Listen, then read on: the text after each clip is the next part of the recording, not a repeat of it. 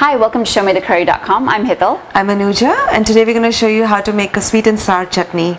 This recipe was given to us by Mona Padilla. Thank you so much for this quick, easy, breezy.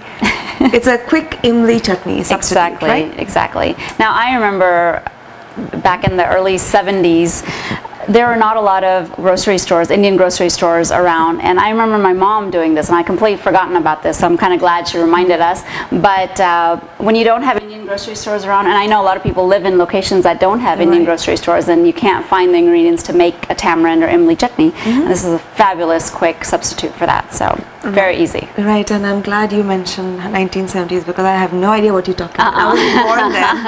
I have no idea. 1970? I wasn't born, so sorry.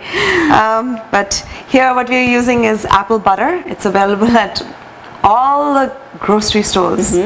Simplest thing you can find, apple butter, and it's usually in the peanut butter jellies aisle. So just look for it over there, and you can buy any brand, any size, anything you can lay your hands on. We open the jar and we're just going to pour this out somewhere where we can mix other ingredients to it. So after you got it into a mixing bowl, the rest of the ingredients are completely to taste. So keep tasting, keep adding, and you'll come to the right flavor. Now this is already sweet, so we're going to add a little bit of salt. And I'm going to add a little bit of roasted cumin powder. And usually your tamarind chutney has a little kick to it, so this is red chili powder.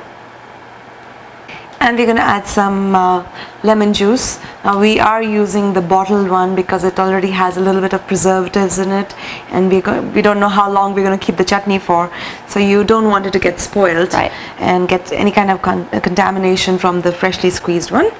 So here you go. And just give it a mix. Hard work, right? Yeah. I think this would be great if you just suddenly decide to make chaat one day. Really, honestly. Yeah, really, I mean, it's fabulous. So for a jar of apple butter, this is a 17-ounce jar, 482 grams.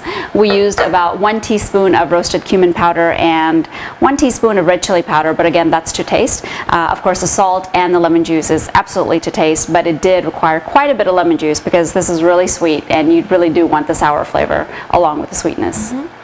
And after a lot of taste testing, back and forth, we finally got it to the point where we just love it, and it's really good. It looks like Imli chutney, so stuff you can put in your chaat, so you can add, dilute it a little bit more if you want for any reason, or keep it the same way. Either way is fine, but it's perfect. Great for samosas too. Yes, perfect. Samosas, pakoras. So we can put it back in the jar and store it, and we don't have to use anything else. Perfect. Use when needed. So yes. Here it goes. Another taste, final taste test. Yum.